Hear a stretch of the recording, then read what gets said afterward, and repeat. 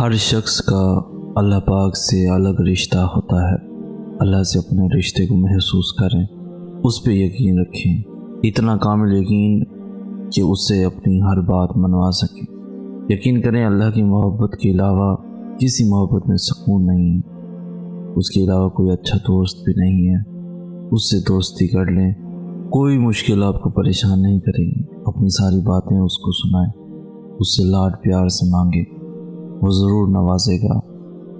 زندگی میں ایک دوسرے سے موازنہ مت کریں، موازنہ آپ کی خوشیوں کو کھا جاتا ہے اور یہی سے حسد جنم لیتا ہے۔ آسمان پر پہلا گناہ موازنہ کرنے سے ہی تو ہوا، جو ابلیس نے آدم علیہ السلام سے کیا۔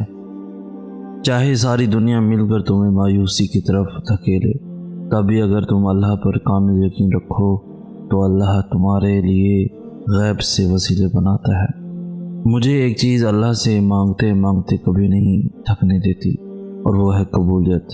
اس نے تو کبھی اپنے در سے خالی نہیں لوٹایا۔ میں نے مانگا ہے، اس نے دیا ہے۔ ہاں، کبھی کبھی میں ہمت ہار جاتا ہوں، پر نماز پڑھ کر وہ ہمت دوبارہ پختہ بھی بنا لیتی ہے۔ یہ شیطانی سوچ میرے پاس بھی آتی ہے کہ کیسے ہوگا، یہ تو ناممکن لگ رہا ہے۔ پھر اپنی اس سوچ سے میں لڑتا ہوں، دعا سے لڑتا ہوں کہ اس کے لیے کچھ بھی ناممکن نہیں ہے۔ وہ دیتا آیا ہے، وہ پہنچاتا رہا ہے، وہ پہنچاتا رہے گا۔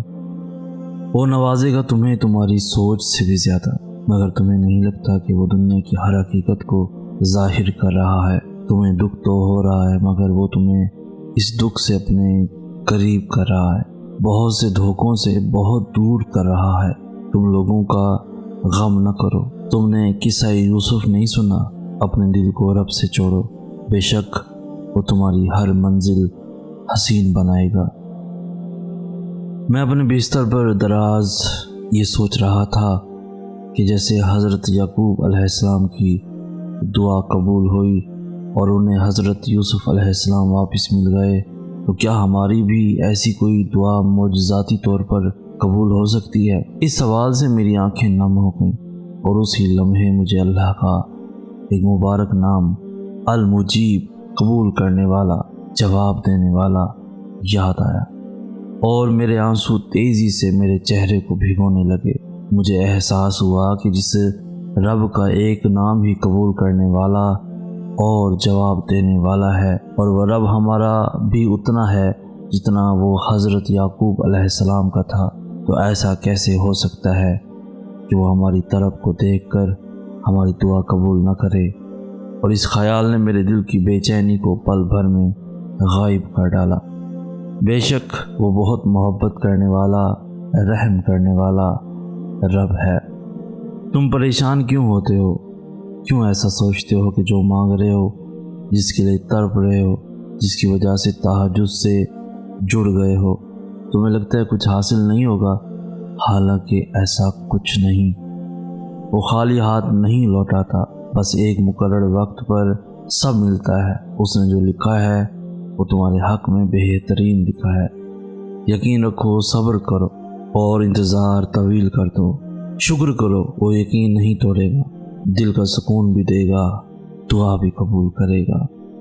جب آپ اللہ کے لیے کچھ چھوڑتے ہیں، حرام سے بچتے ہیں، اپنی نفسی خواہشات سے خود کو روکتے ہیں، تو اللہ آپ کو اس کا بہترین اجر دیتا ہے۔ اللہ آپ کے ہر ایک عمل سے باخبر ہے۔ انسان بھول جاتا ہے، اللہ نہیں بھولتا۔ اسے یاد ہے کب کب آپ نے خود کو روکا تھا حرام سے۔ آپ کے اندر طاقت تھی، لیکن آپ نے بس اللہ کی رضا کے لیے خود کو روکے رکھا۔ وہ وقت دور نہیں جب آپ کو آپ کے صبر کا اجر دے دیا جائے گا، اور آپ کو ہمیشہ کے لیے خوش کر دیا جائے گا۔ جب تم گہرے درد میں سوالی بن کر اللہ کے سامنے جاتے ہو، جب تم بے بیاں خاموشیاں لے کے اللہ سے فریاد کرتے ہو، جب تم اپنی خطاؤں کی ٹوکری لے کر اس سے رحم کی بھیک مانگتے ہو، تو وہ اپنی ساری رحمت سمیٹ کے تمہارا استقبال کرتا ہے، اپنے پرسکون سی یاد میں لپیٹ کے دنیا کی ہر درد سے آزاد کرا دیتا ہے، اپنے نور سے تمہارا بکھرا ہوا دل پر نور کر دیتا ہے، بس اس کی طرف آنے کی ذرا سی دیر ہے۔ اس دنیا میں حاصل لا حاصل کچھ ہے ہی نہیں۔ اوپر والی ذات جب تک آپ کا ساتھ نہیں دیتی تب تک آپ بے بس، لاچار، مجبور محسوس کرتے ہیں۔ اللہ چاہے تو آپ کو سب مل سکتا ہے، اور اگر وہ چاہے تو آپ کچھ نہیں کر سکتے۔ خود کو اللہ کے سپرد کر دیں، پھر جو چیز آپ کو پسند ہے، جس وقت آپ کو چاہیے، آپ کی جھولی میں بغیر کہے ڈال دی جائے گی۔ ہم جو سوچتے ہیں یا جو بھی خیال ہمارے دل میں آتا ہے، اس کی بھی کوئی نہ کوئی وجہ ضرور ہوتی ہے۔ وہ خیال ایسے ہی نہیں آ جاتا دل میں، اللہ کی طرف سے ہی ہوتا ہے۔ اکثر میرے دل میں ایک بات آتی ہے کہ کیا جو لوگ کسی کے لیے اچھا نہیں سوچتے، کیا وہ بھی اللہ کی طرف سے ہوتا ہے؟ اس کا جواب پھر خود ہی مل گیا کہ وہ خیال شیطان ڈالتا ہے، وہ ہمیں اللہ سے دور کرنے کے لیے کرتا ہے۔ اللہ تو بس یہ دیکھتا ہے کہ اس کا بندہ یا بندی کیا شیطانی وسوسوں میں آئے گا یا نہیں۔ ہم آ جاتے ہیں، ہم کر بیٹھتے ہیں جو وہ کروانا چاہتا ہے، مگر اللہ تو اللہ ہے، کیسے بھٹکنے دے گا اپنے بندے کو؟ پھر ڈالتا ہے وہ خیال جس سے انسان دھیرے دھیرے اللہ کی طرف پلٹتا ہے۔ یہ وہی خیال ہے جس کا ذکر پہلی سطر میں کیا میں نے۔ ہم اللہ کی طرف ایسے ہی نہیں لوٹ کے آتے، اللہ ہمیں اپنی طرف لے کر جاتا ہے، لیکن ان کو جو واقعی اس کی طرف لوٹ کے جانا چاہتے ہیں۔ میں جب مایوس ہونے لگتا ہوں، جب مجھے لگتا ہے میری کسی کی زندگی میں اہمیت نہیں، تب میرا رب ایسے مجھے پرسکون کرتا ہے، ایسے الفاظ بھیجتا ہے اور کہتا ہے میرا بندہ تو عام نہیں، تو خاص ہے۔ میرا رب مجھ سے بہت محبت کرتا ہے۔ جن دروازوں کے کھلنے کا آپ کو شدت سے انتظار ہے، ہو سکتا ہے وہ اتنے کھوکھلے ہوں کہ کھلتے ہی ٹوٹ جائیں۔ عین ممکن ہے جو چیز تمہیں پسند آ رہی ہے وہ تمہارے حق میں بری ہو۔ جب حالات کنٹرول سے باہر ہونے لگیں، مشکلات سلجھائی نہ جا سکیں اور حالات میں بہتری آتی نظر نہ آ رہی ہو، تو مایوس ہونے کی بجائے اس مرد مومن کی طرح ہمت کر کے اپنی سخت جتنی کوشش کر کے اپنے معاملات کو اللہ کے سپرد کر دینا چاہیے۔ جس نے فرعون کے درباری ہونے کے باوجود ہمت جمع کر کے موسیٰ کے رب اور حقیقت کی طرف سب کی توجہ دلائی تھی، ان بتوں کی پرستش کرنے والے مشرکین کو اللہ کی طرف رجوع کرنے کی دعوت دی تھی، بنا سوچے کہ اس کے ساتھ کیا سلوک کیا جائے گا۔ پتہ ہے اس نے کیا کہا تھا؟ میں تو اپنا معاملہ اللہ کے حوالے کرتا ہوں، اللہ یقیناً اپنے بندوں کو دیکھ رہا ہے۔ بعض دفعہ اللہ تعالیٰ آپ کو آپ کی سب سے پسندیدہ چیزوں اور لوگوں سے دور کر دیا کرتا ہے۔ مقصد آپ کو دل دکھانا نہیں ہوتا، دراصل آپ کا اس رب کے قریب ہونا مقصود ہوتا ہے۔ اگر کہیں محسوس ہو کہ آپ اکیلے ہو تو مت بھولنا کہ آپ کم از کم اکیلے نہیں ہو۔ اللہ تعالیٰ کبھی بھی کسی کو اکیلا نہیں کرتا۔ اس کا نام ذرا دل سے لو، دل کی گہرائیوں سے پکارو اسے۔ آپ کی ماں آپ کی ایک پکار پر اتنا تڑپتی ہے تو وہ کتنا پاس آتا ہوگا۔ کبھی امید نہیں کھوانی، کبھی اداس نہیں ہونا، کیونکہ وہ کبھی امید توڑتا نہیں ہے، وہ دلوں کو جوڑنے والا ہے، وہ نور علی نور کر دیا کرتا ہے۔ دیکھنا ایک دن تم شکر کے سجدے میں ہوگے اور آنسوؤں سے تمہارا چہرہ اور جائے نماز بھیگ چکی ہوگی۔ تمہیں سمجھ نہیں آئے گا کہ کس طرح اس رب کا شکر ادا کرو۔ تمہاری وہ دعا جو تمہیں ہر نماز میں یاد آتی ہے، جو تم سجدوں میں گر گرا کر مانگتے ہو، جو تمہیں بے چین کرتی ہے، وہ ضرور قبول ہوگی۔ وہ صداؤں کا جواب دیتا ہے، یقین کرو۔ جب ہم تنہا ہوتے ہیں نا، تب ہمارے پاس دو راستے ہوتے ہیں۔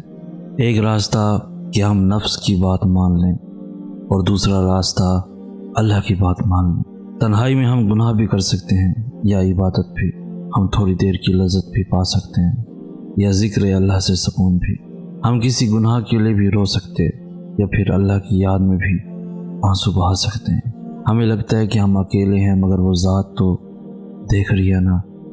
اس خالق کو پتہ ہے کون تنہائیوں کو گناہ سے بھر رہا اور کون نیکیوں سے، کون اس کی ناراضگی مول لے رہا اور کون رضا مانگ رہا، کون اللہ کے سامنے کھڑے ہونے سے ڈر رہا اور کون نہیں۔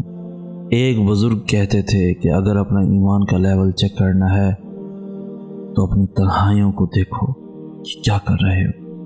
तन्हाई पा कर लो तो अल्लाह की मोहब्बत और रज़ा पा लोगे।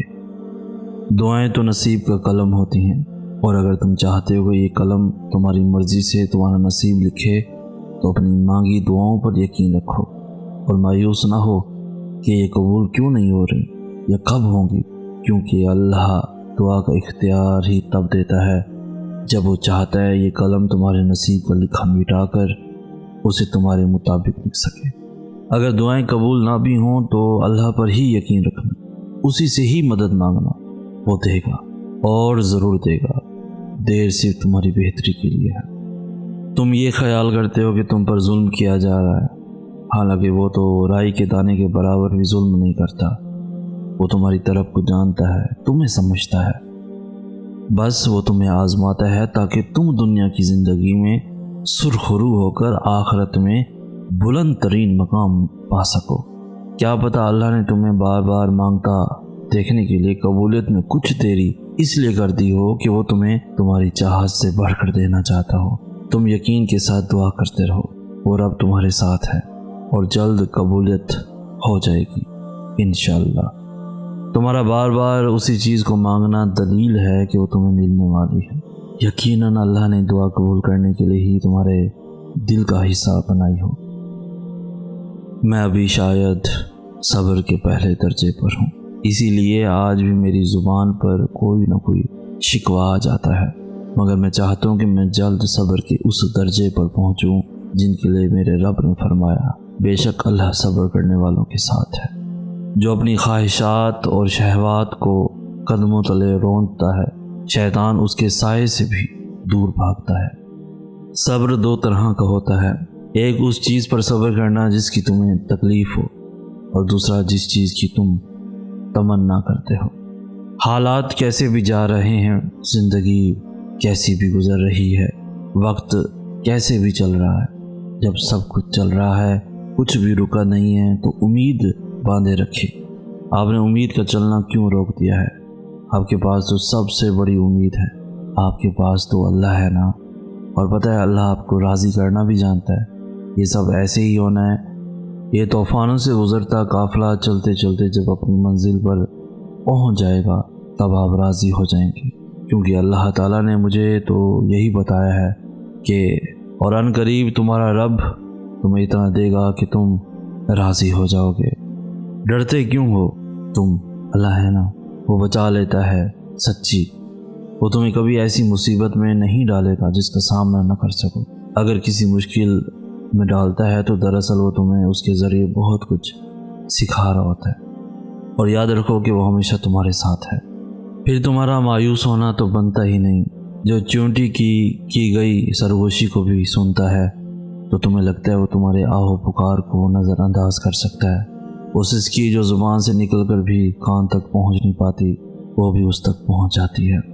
वो तुम्हारी उन रोती हुई आंखों को यूं ठंडा कर देगा जैसे उसने याकूब की आंखों को ठंडा कर दिया था। वो तुम तक हर खोई हुई चीज़ यूं वापस ले आएगा जैसे वो अंधे कुएं से यूसुफ को निकाल के याकूब तक ले आया था। क्या हो सकता है क्या नहीं, ये सोचना तुम्हारा काम नहीं। तुम्हारा काम बस दुआ करना है। फिर देखो वो ऐसे मौजज़े लाएगा कि तुम्हारे रोंगटे खड़े हो जाएंगे। तो तुम बस वो करो जो तुम्हारा काम है, और अल्लाह तो वो कर ही रहा है जो उसका काम है। अपने दिल की कैफियत उसे बताया करें कि आप क्या महसूस कर रहे हैं, कितनी तकलीफ़ में। आप यकीन करें वो बहुत प्यार से सुनेगा।